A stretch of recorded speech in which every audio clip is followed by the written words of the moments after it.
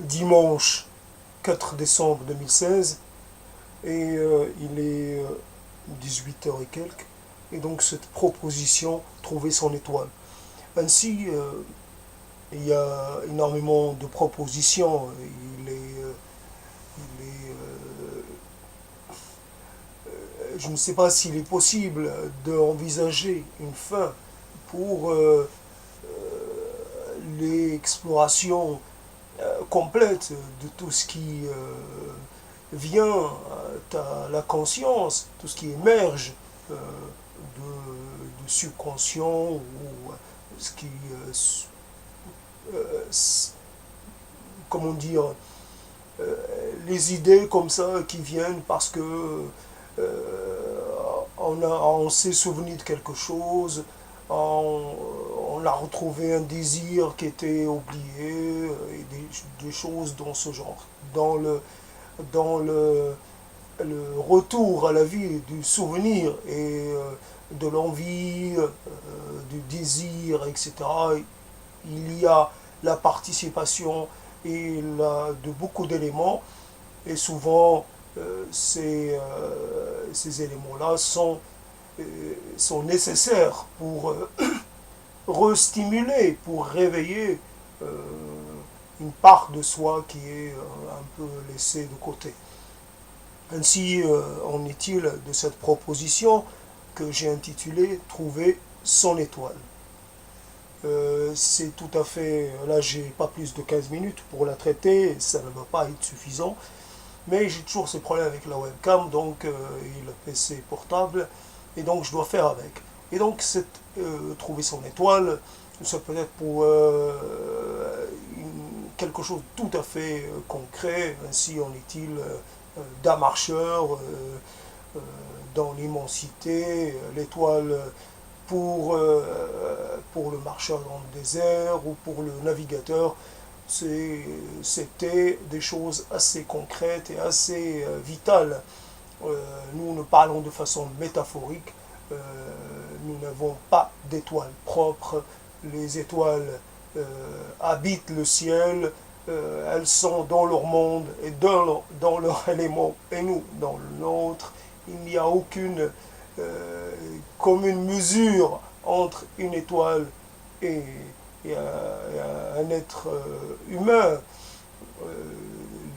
composé d'un certain nombre d'éléments, mais qui reste d'une petite, d'une configuration relativement mineure, voire qui n'a aucun...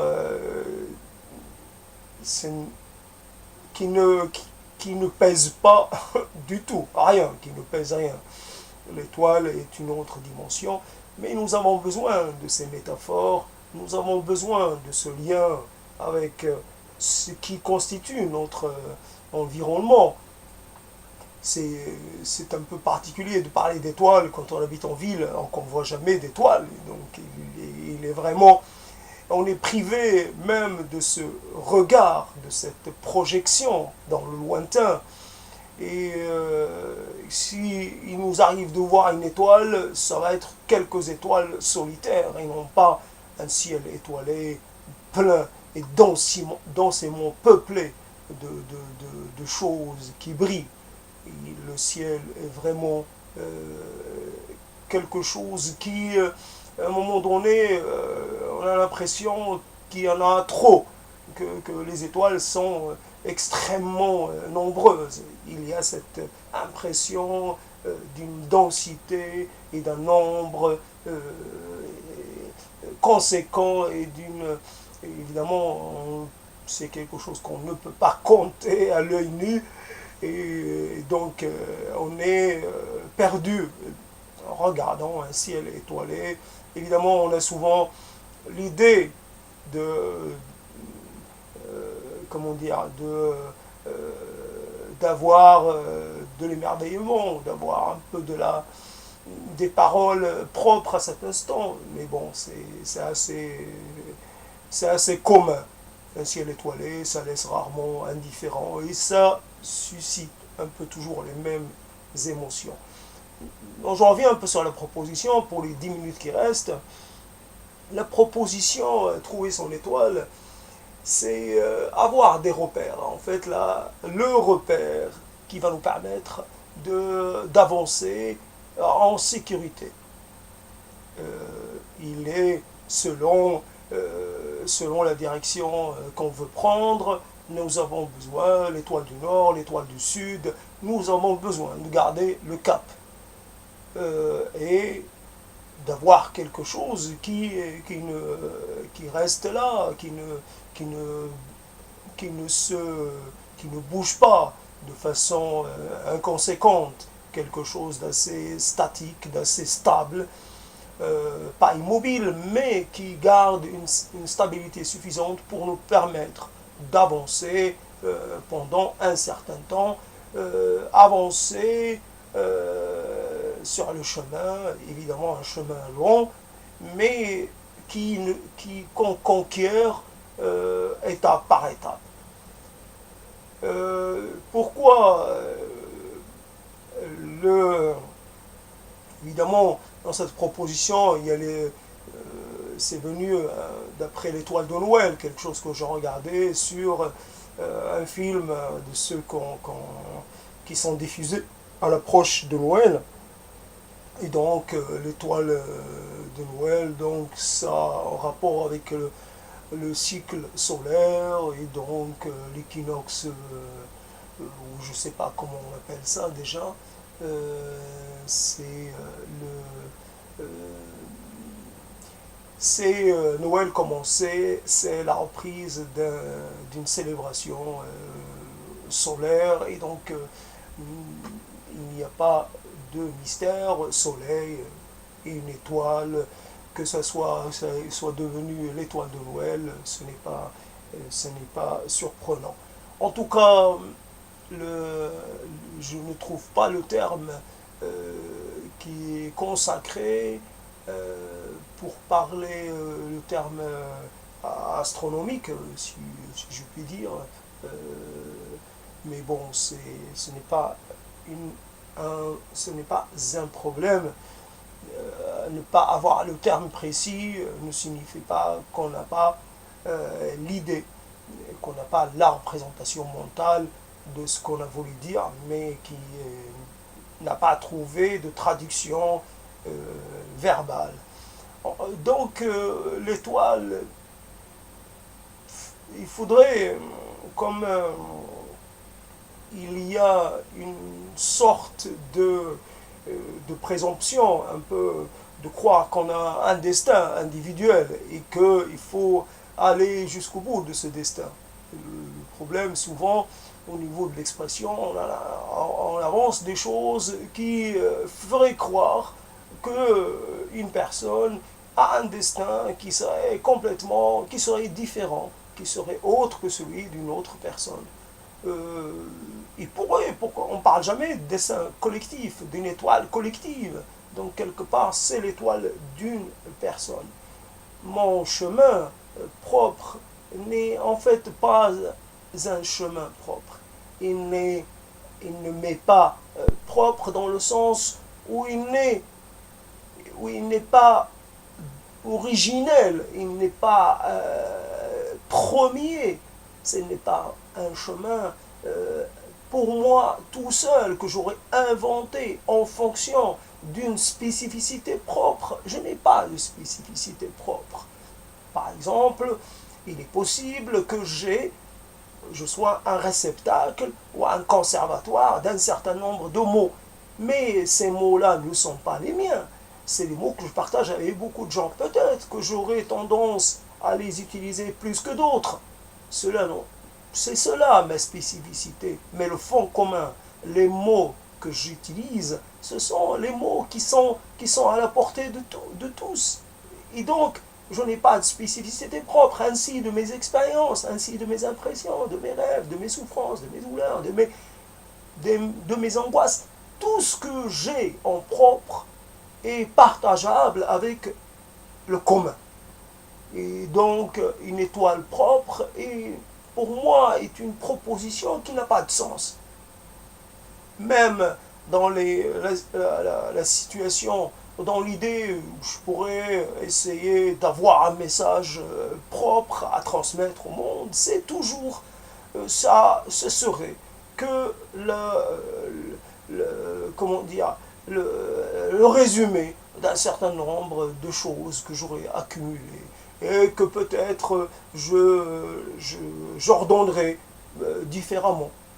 Si je suis pour la justice sociale ou la justice tout court, bah, c'est parce que j'ai rencontré ce désir. Et c'est un désir dont j'ai fait une vocation quelque part, que j'ai fait mien.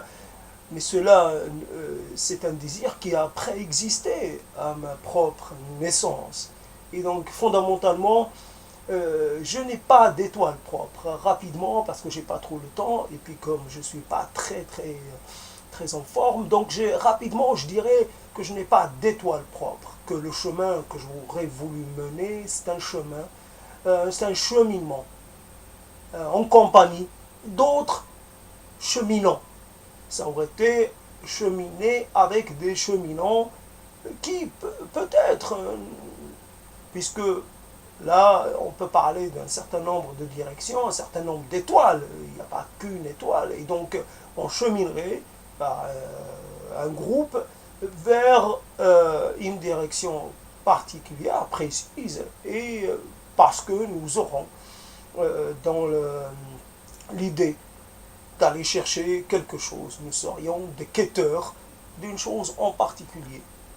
C'est cela qui me manque. Ce n'est pas tellement de ne pas avoir eu de destin individuel, c'est plutôt de ne pas pu avoir de destin collectif.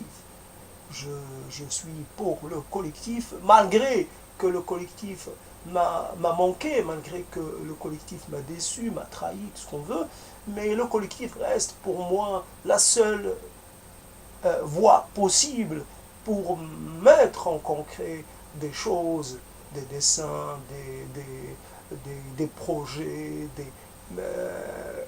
des rêves même. Ainsi, il est de cette proposition comme des choses dont on hérite. Il y a des choses dont on hérite, on les garde parce que pour un usage, qu'on pense possible. Ainsi, je garde une expression pour un usage possible. Il est possible donc que le jour où je pense en avoir besoin, je me rends compte que je n'en ai pas tellement l'utilité et que je la remets de nouveau en attente, je la laisse en attente. Ainsi en est-il de cette proposition. J'ai essayé de l'entreprendre, je n'y ai pas trouvé d'intérêt particulier, donc je suis obligé de la remettre un peu parmi l'ensemble, ou parmi des choses qui sont remisées. Voilà, remiser une proposition parce qu'elle s'est révélée non pertinente, non essentielle. Voilà,